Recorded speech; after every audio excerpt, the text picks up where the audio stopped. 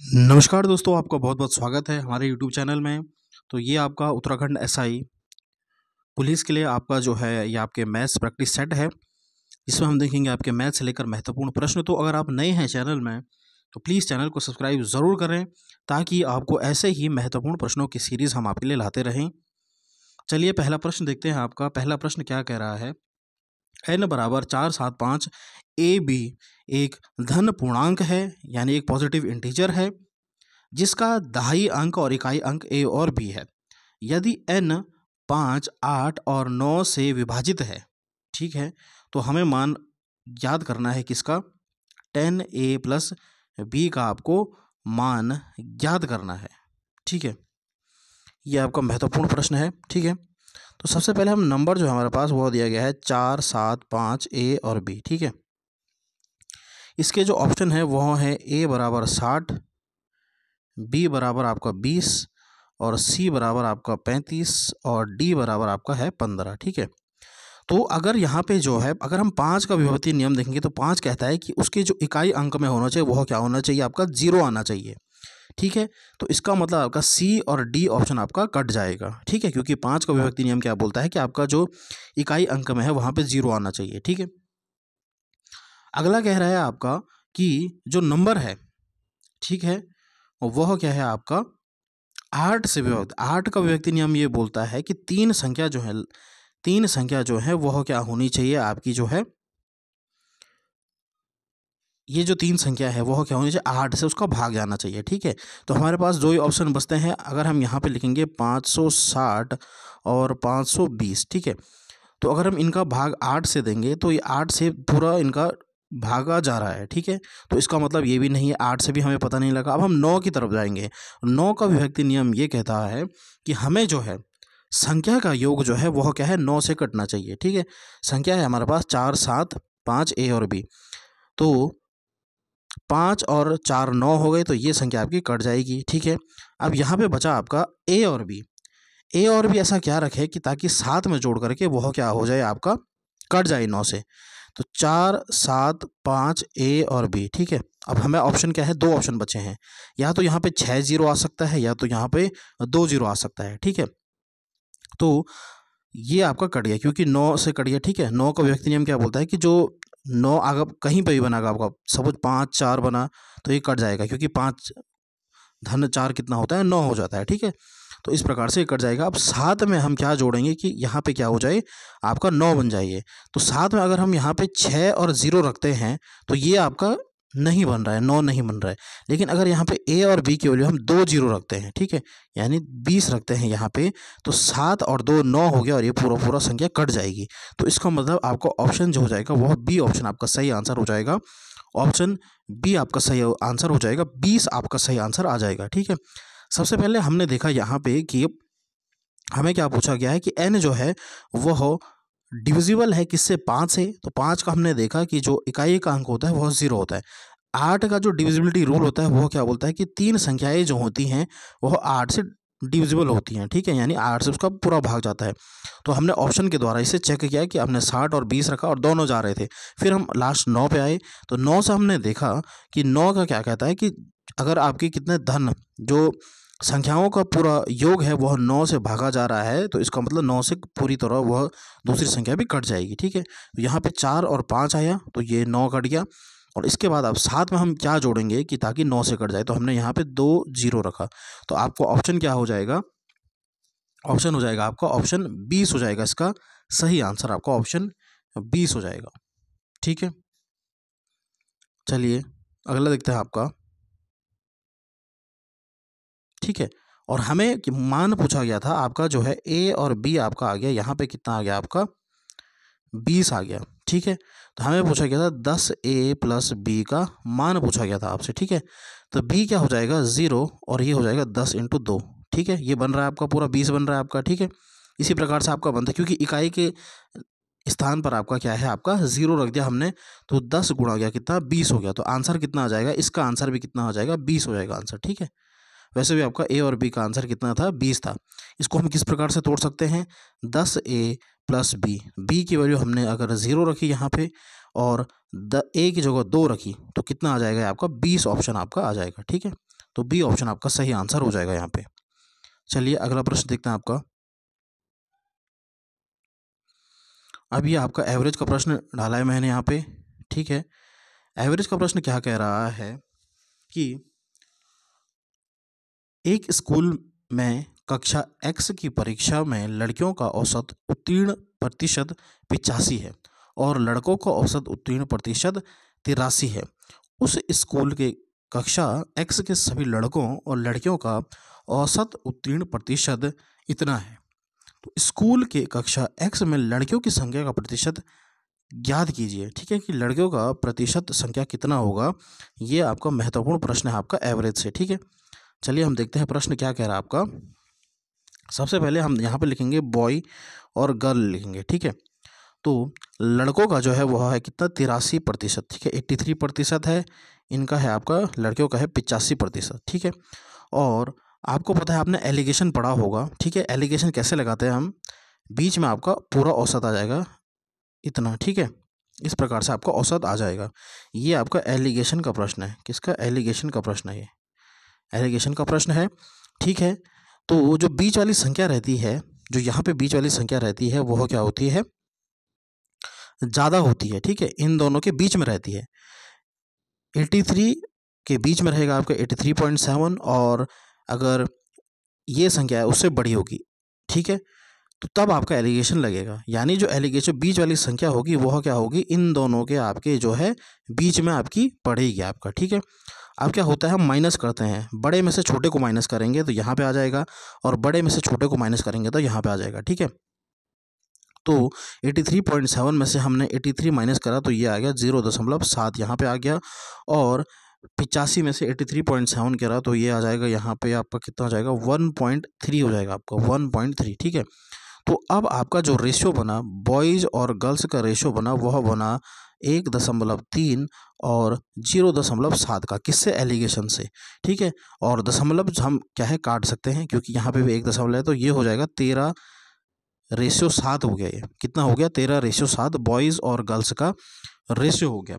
तो उसने पूछा है the percentage of number of girls in x, यानी उसने गर्ल्स का प्रतिशत पूछा है। तो प्रतिशत कैसे निकालते हैं आप, गर्ल्स का पूछा है कितना, तो गर्ल्स का रेशियो कितना है 7 बटा टोटल कितना हो जाएगा, टोटल है 13 + 7, कितना टोटल कितना हो जाएगा 13 + 7 यानी 20 गुणा गया 100 हो जाएगा ये, ठीक है। तो 20 पंजे 100, और तो ये हो जाएगा 7 गुणा गया 5 यानी 35% जो है वह कितना आ जाएगा, लड़कियों का औसत, लड़कियों की जो है प्रतिशत का आ जाएगा, ठीक है। ये हमारे एलिगेशन के प्रश्न होते हैं, ठीक है। आपको ध्यान में रखना है यहाँ पे जो बीच वाला आएगा वह इन दोनों के बीच में लाई करेगा, ठीक है। तब बड़ी संख्या से हम छोटी संख्या को माइनस करेंगे, ठीक है, बड़ी संख्या से छोटी संख्या को माइनस करेंगे, ऐसे क्रॉस में चलेंगे हम, बड़ी संख्या से छोटी संख्या को माइनस करेंगे, क्रॉस में चलेंगे हम, ठीक है। यहाँ से इससे हमने ये माइनस करा इधर आ गया, और इससे हमने ये माइनस करा तो इधर आ गया। फिर हमारा रेशो बना 13:7, लड़के और लड़कियों का अनुपात। उसके बाद हमने क्या करा, आपका हमें पूछा गया था लड़कियों का प्रतिशत। तो लड़कियों का प्रतिशत कैसे निकाला हमने, 7 बटे टोटल, 7 बटे टोटल कितना 20 हो गया, और गुणा गया 100। प्रतिशत कैसे निकलते हैं आपका, गुणा गया 100। तो ये कितना निकल जाएगा आपका 35% जो है यह इसका आंसर निकल जाएगा, ठीक है। होप दैट आपको ये आंसर समझ में आया होगा। चलिए अब अगला प्रश्न देखते हैं आपका, ठीक है। अब जो है ये आपका रेशियो से आपका प्रश्न आ गया है कि the ratio of two numbers A and B is 5:2। A और बी दो संख्याओं का अनुपात 5:2 है यदि प्रत्येक संख्या में 4 जोड़ा जाए, ठीक है। जब भी आपको रेशियो का प्रश्न आएगा, आपको दिया गया है रेशियो दिया गया है, तो आप हमेशा रेशियो जो है एक्स में लोगे, ठीक है, 5x/2x, ठीक है। और इनमें क्या है आपका 4 जोड़ा गया, दोनों संख्या में आपका 4 जोड़ा गया, और तब आपकी जो संख्या रेशियो बना वह बना 9/4, ठीक है। इस प्रकार से आप इसको सॉल्व करेंगे। उसने कहा कि एक संख्या जो है वो उनका अनुपात है 5:2, तो हमने 5x और 2x ले लिया अनुपात में, दोनों में 4 जोड़ा गया, तब अनुपात आपका बदल के हो गया आपका 9/4। तो आपको बताना है, ठीक है। सबसे पहले आप यहाँ से x की वैल्यू निकालेंगे, तो ये इधर क्रॉस मल्टीप्लाई हो जाएगा, ये इधर क्रॉस मल्टीप्लाई हो जाएगा, ठीक है। तो ये बनेगा आपका 20x + 16, 20x + 16 बराबर 18x + 36 बन जाएगा आपका, ठीक है। तो ये हो जाएगा आपका 2x बराबर, ये उधर चले जाएगा आपका, तो ये 20 हो जाएगा, एक्स की वैल्यू आपकी आ जाएगी 10। एक्स की वैल्यू कितनी आ जाएगी आपकी 10, ठीक है। उसके बाद हमारा जो है जो संख्या थी वह कितनी थी 5x और 2x थी, ठीक है।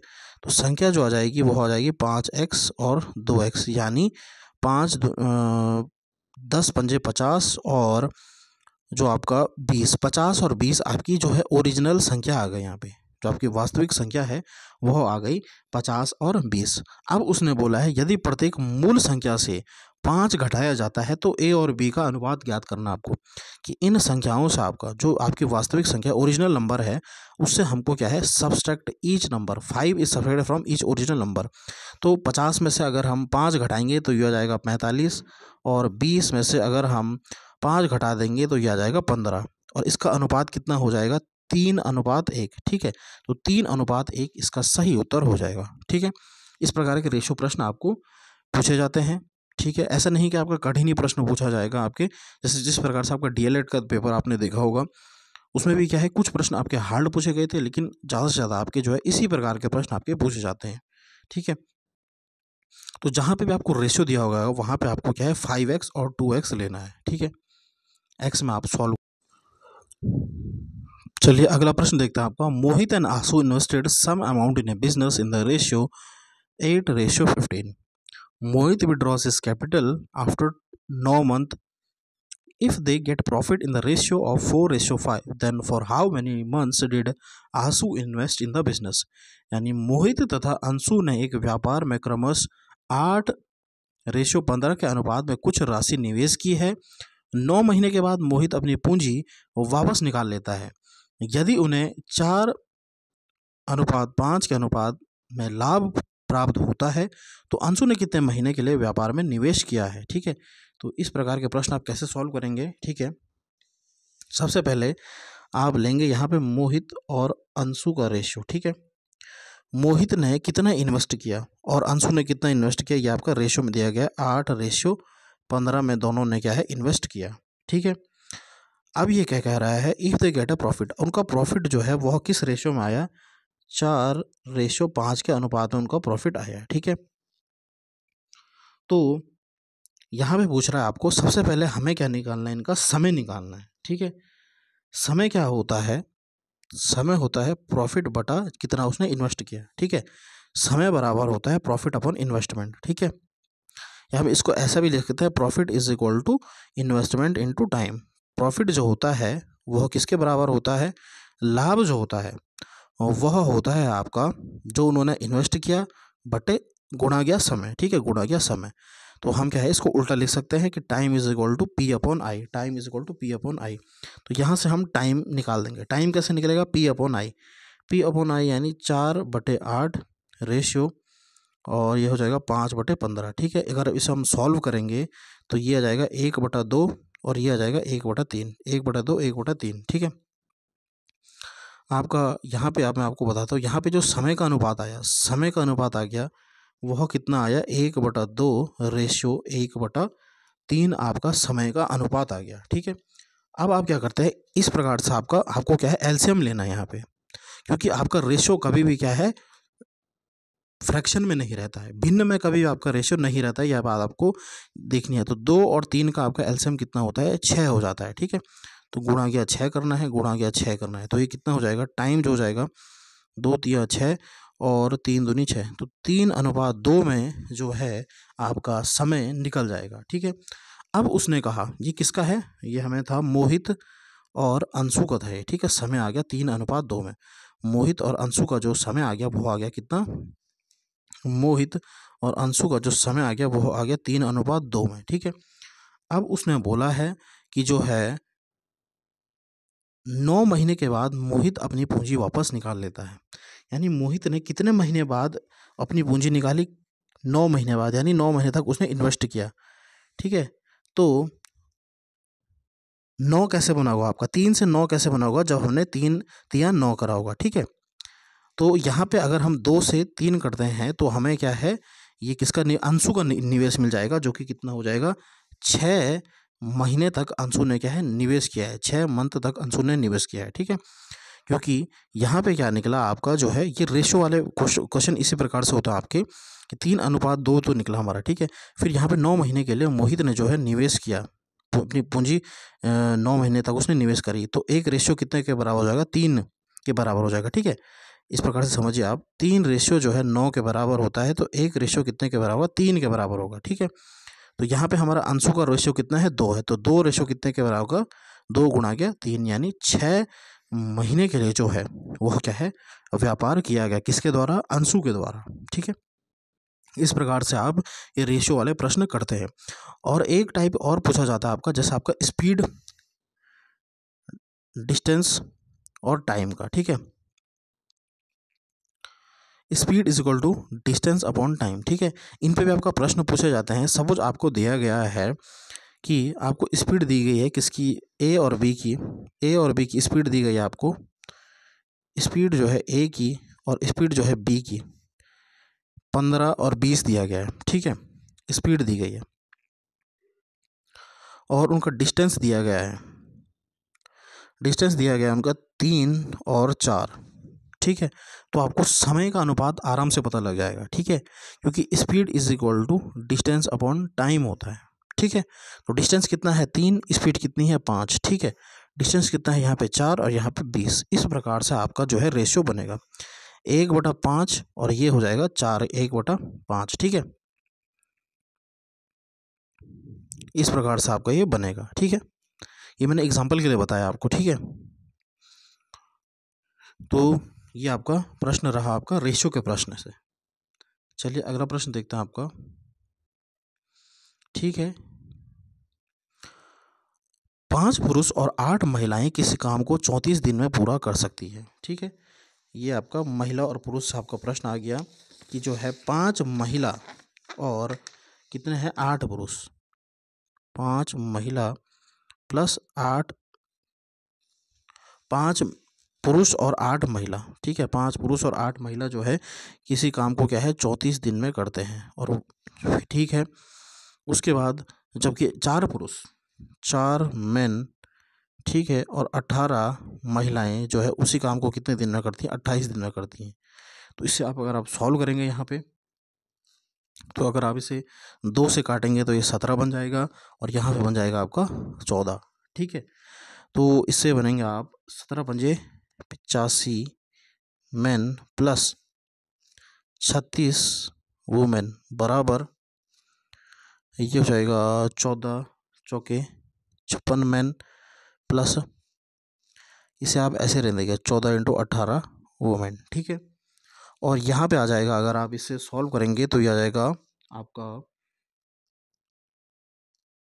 29 मैन बराबर 116 वुमेन, ठीक है। ये उधर चले जाएगा माइनस करके आपका, ठीक है। तो मैन और वुमेन का जो रेशियो आ जाएगा वह आ जाएगा 4:1, ये इधर चले जाएगा। तो मैन और उसका अनुपात कितना आ जाएगा आपका, आदमी और औरत का अनुपात आपका आ गया कितना, 4:1 आ गया, ठीक है, 4:1 आ गया, ठीक है। और वह कह रहा है कि 3 पुरुष और 5 महिलाओं को इसी काम को पूरा करने में कितना दिन का समय लगेगा, ठीक है। कितने पुरुष, 3 पुरुष, ठीक है। तो जो है एक आदमी की एफिशिएंसी कितनी है काम करने की, 4 है, और ठीक है, और कितनी 5 महिलाएं, ठीक है, गुणा गया 5, तो ये कितना आ जाएगा 12 बटे आपका आ जाएगा 5, ठीक है। इसी काम को पूरा करने में कितने समय लगता है, कितने दिनों का समय लगता है, ठीक है। तो आपका टोटल जो है, आपका टोटल वर्क जो है वह कितना हो जाएगा, आपकी इक्वेशन जो पहले थी 28 गुणा गया 34 बटा, अब टोटल एफिशिएंसी कितनी है 12 + 5 कितना हो जाएगा 17, ठीक है। तो ये हो जाएगा आपका 56 दिन, इसका सही उत्तर हो जाएगा 56 दिन, इसका सही आंसर हो जाएगा, ठीक है। सबसे पहले हमने निकाला कि 5 वुमेन और 8 महिलाएं 34 दिन में करती हैं, तो इक्वेशन को क्या है इक्वेट कर दिया। वहाँ से हमको मैन और वुमेन का मिला कितना 4:1, लेकिन हमें निकालना क्या है 3 पुरुष और 5 महिला, तो गुणा गया 3 और 5, तो ये हो जाएगा 12/5। अब हमें पूछा गया कितने दिनों पूरा करें, तो टोटल काम ये है और टोटल एफिशिएंसी जो मैन और वुमेन की है वो आ गई 17, तो ये हो जाएगा आपका 56 दिन में जो है वो क्या है इस काम को पूरा करेंगे।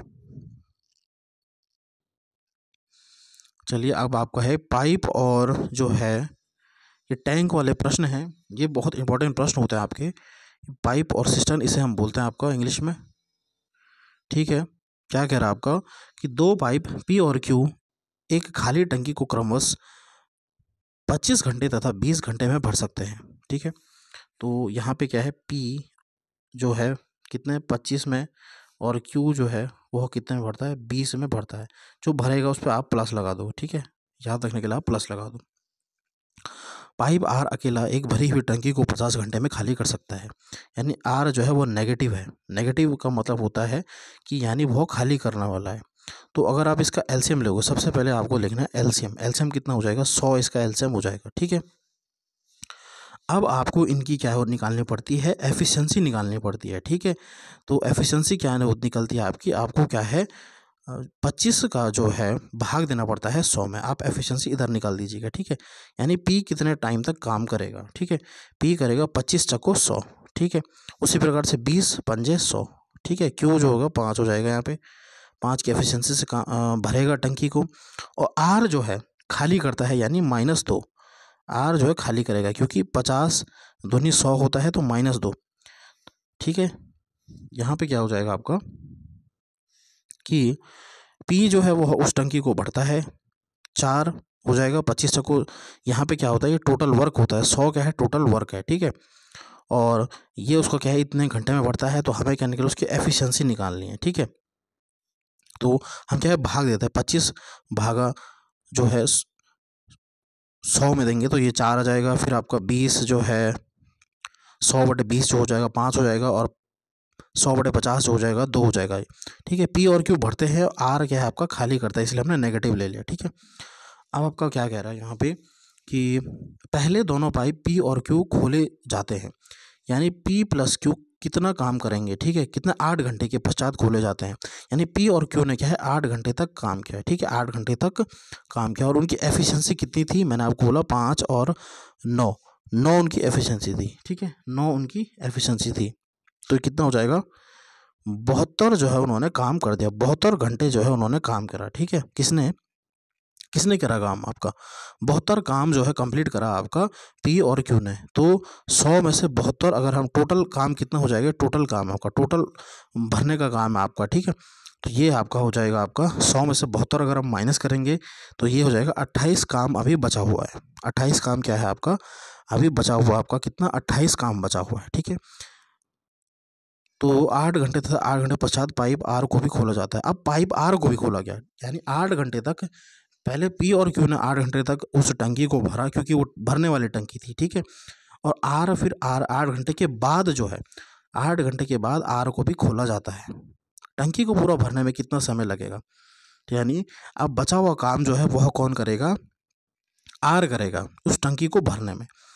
तो टोटल जो हो जाएगा यहाँ पे 4 + 5 जो है भरना 9, और उसमें से हम 2 घटा देंगे क्योंकि आर की एफिशिएंसी नेगेटिव है। तो 7 एफिशिएंसी से जो है ये काम भरेगा, तो 28/7 आपका यहाँ पे हो जाएगा। तो 7 चौके, ठीक है, यानी 4 घंटा आ जाएगा, ठीक है। 4 घंटे में आर ने जो है वह क्या है उस जो है टंकी को भरा, ठीक है। लेकिन पी और क्यू ने कितने घंटे पहले कितने घंटे काम किया था, 8 घंटे पी और क्यू ने भी उस पर काम किया है। तो टोटल कितना हो जाएगा 8 + 4, कितना हो जाएगा 8 + 4 जो है समय में जो है वह टंकी आपकी भर जाएगी, क्योंकि आर जो है वह क्या है खाली करने वाला है, ठीक है। आर जो उसमें आर में क्या है एक छेद है जिसकी वजह से वह क्या है उसको खाली कर देता है, ठीक है। तो ये आपके इस प्रकार से प्रश्न होते हैं। हमें क्या है पहले आपका टोटल काम निकालना पड़ता है कि कितना समय लग रहा है, टोटल वर्क निकालना पड़ता है कितने समय हमें भर रहे हैं टंकी, ठीक है। फिर उसकी एफिशिएंसी निकालनी पड़ती है इस प्रकार से, ठीक है। और तब हमें क्या है पूछा गया था कि 8 घंटे के लिए पी और क्यू जो है काम करते हैं। तो पी और क्यू ने 8 घंटे तक काम किया, तो कितना काम किया उन्होंने 72 काम कर दिया उन्होंने, तो यानी 28 आ गया। अब जो बचा हुआ काम करेगा वो कौन करेगा, आपका आर करेगा, ठीक है। और आर क्या करता है टंकी को खाली करता है, ठीक है। तो हमें आर की एफिशिएंसी पता लगा कि 7 हो जाएगा, ठीक है, क्योंकि वो क्या है खाली करता है। तो 7 की एफिशिएंसी हमने देखा 4 घंटे लगे आर को, 8 घंटा पी और क्यू ने किया और 4 घंटा आपका आर ने किया। तो टोटल कितना हो जाएगा 12 घंटा, इसका सही आंसर हो जाएगा कितना 12 घंटा जो है टंकी को भरने में पूरा समय जो लगेगा वो लगेगा आपका 12 घंटा।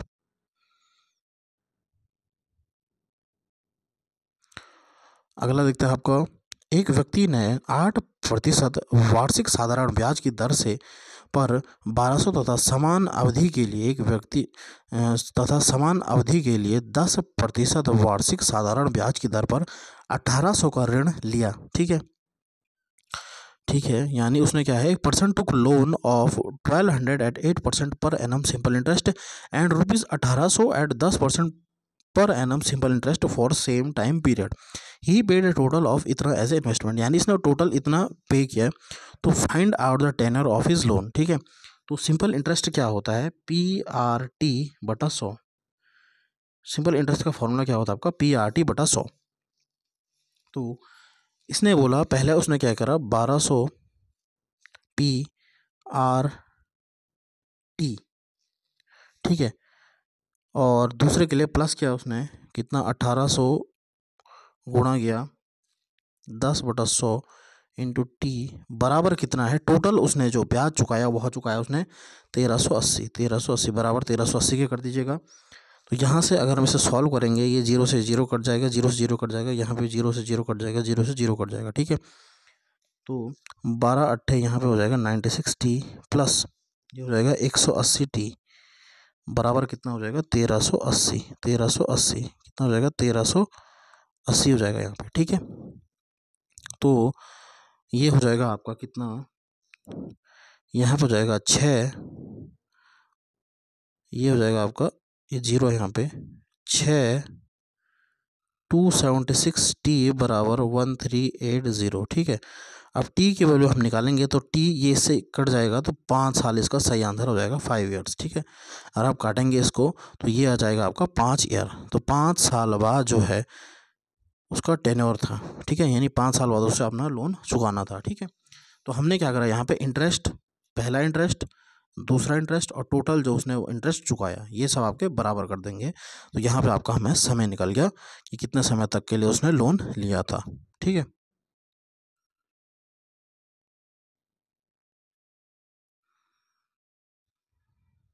अगला देखता है आपका,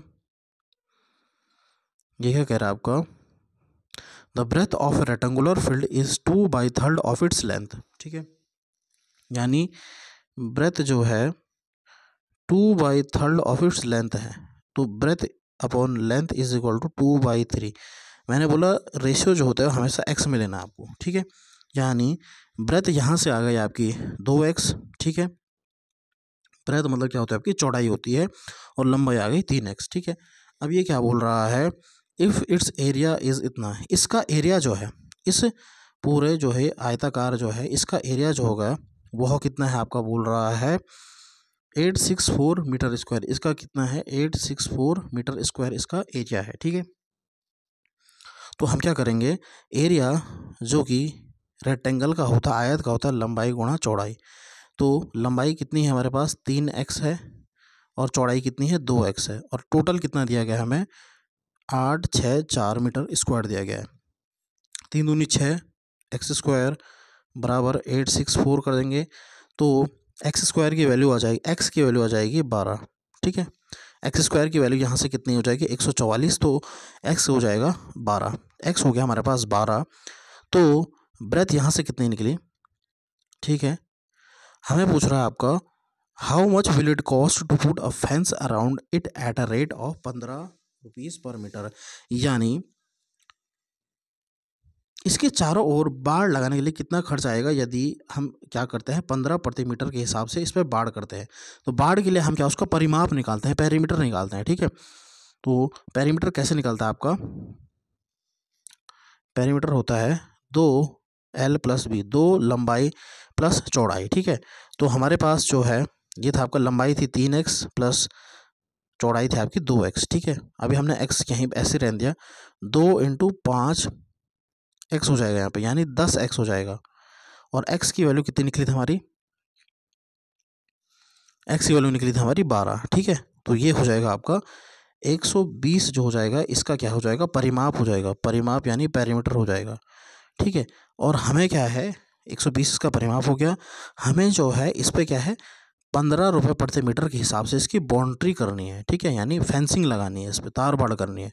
तो इंटू 15 कर देंगे तो टोटल खर्चा कितना आ जाएगा आपका 1800 रुपये इसका टोटल खर्चा आ जाएगा, ठीक है। सबसे पहले हमको दिया गया था कि जो है लेंथ और ब्रेथ का जो है रेशियो जो है 2/3 है, तो हमने क्या निकाल दिया उससे, और एरिया दिया गया था हमसे, उससे हमने क्या एक्स की वैल्यू निकली जो कि कितनी आई आपकी 12 आई, ठीक है।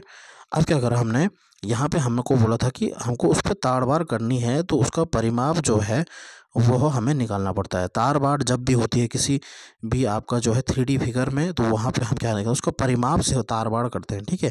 तो परिमाप जो निकला वो निकला आपका 10x, तो 10 और x की वैल्यू कितनी 12 थी, तो ये आ जाएगा आपका कितना 120 आ जाएगा। और कितने प्रति मीटर के हिसाब से लग रहा है, 15 प्रति मीटर के हिसाब से लग रहा है, तो ये आ जाएगा आपका 1800 रुपये आ जाएगा, ठीक है।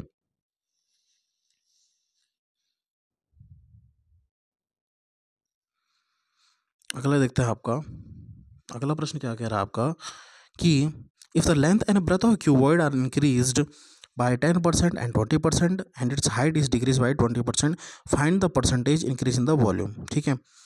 वॉल्यूम एक घनाभ का जो वॉल्यूम होता है, ठीक है, वह कितना होता है आपका L into B into H होता है, ठीक है, लंबाई चौड़ाई और उसकी हाइट जो होती है, ठीक है। हमें पूछा गया है 10% लंबाई में क्या है वृद्धि हो गई, ठीक है। लंबाई में 10%, 10% का मतलब होता है 1% का मतलब होता है 1/100, ठीक है, ये आपको याद रखना है। 10% का मतलब होता है 10/100, कितना 10/100, यानी पहले कितना था 10% यानी 1/10, पहले 10 था फिर 11 हो गया, ठीक है, क्योंकि यहाँ पे क्या बोला है इंक्रीज हो रहा है, बढ़ रहा है। तो 10 था पहले, अब कितना हो गया 11 हो गया, ठीक है। इस प्रकार से आप इसे सॉल्व करेंगे, ठीक है। मैंने बोला आपको 1% जो है वह कितने के बराबर होता है, ये बहुत इंपॉर्टेंट है आपका, 1% होता है 1/100 के बराबर, ठीक है। तो 10% हो जाएगा 10/100, इससे 1 0 कट जाता है और यानी 1/10 आ गया, 10% मतलब 1/10, तो पहले 10 था और फिर कितना हो जाएगा 11 हो जाएगा। इस प्रकार से हम देखेंगे। चलिए यहाँ पे देखते हैं आपका, अब क्या कह रहा है आपका कि जो है लेंथ जो है, यानी लेंथ में जो है 10% यानी 10 से 11 हो गया, ठीक है। और चौड़ाई जो है, चौड़ाई 20% कितना होता है 20/100, 1/5, यानी पहले 5 था अब हो गया 6।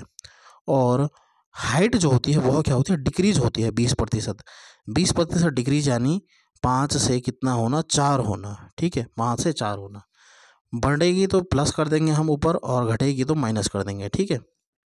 तो ये आ जाएगा आपका कितना हो जाएगा 250 हो जाएगा, 250, और ये हो जाएगा 24, ठीक है। ये हो जाएगा यहाँ पे आपका 264 हो जाएगा आपका, 264 लगभग आपका हो जाएगा 264, ठीक है। ठीक है 264 हो जाएगा ये।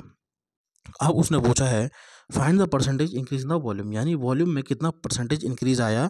तो ये 250 से इसको इतना बढ़ने में कितना लगा, 250 से यहाँ बढ़ने में कितना लगा, उसे यहाँ लगा आपका 250 से जो है 14, 250 से 14 बढ़ा, किस पे बढ़ा 250 पे बढ़ा। ओरिजिनल कितना था, नीचे हमेशा क्या आता है आपका ओरिजिनल आता है, तो ओरिजिनल आपका 250, और परसेंटेज निकालने के लिए हम इसमें 100 से गुणा कर देते हैं, ठीक है। कितनी वृद्धि हुई 250 से 264 होने में 14 की वृद्धि हुई। और ओरिजिनल कितना था आपका, नीचे हमेशा आपको याद रखना ओरिजिनल आता है आपका पहला वाला, ठीक है। तो वो आया आपका 250 और बटा गुणा या आपका 100, इससे आप काटोगे अगर, ठीक है, तो ये आ जाएगा आपका 5 दूनी 5 पंजे, ठीक है।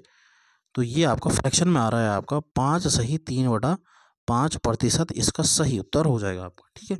तो इस प्रकार से आपको ये प्रश्न सॉल्व करना है। जिस प्रकार से आपको सपोज अगर आपका एरिया दिया जाता है आपका वर्ग का, ठीक है, या फिर आपका जो सर्कल का एरिया दिया जाता है जैसे πr², और बोलता है कि रेडियस में वृद्धि हो रही है, पहले 10% वृद्धि हुई, तो वैसे 10 से 11 हो जाएगा। इस प्रकार से आप इस प्रश्नों को सॉल्व करते हैं, ठीक है।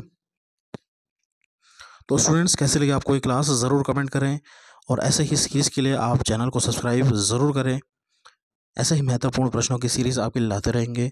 और आपको पसंद आता है वीडियो को लाइक करें और ज़्यादा से ज़्यादा शेयर करें अपने दोस्तों के साथ। धन्यवाद। जय हिंद, जय भारत, जय उत्तराखंड।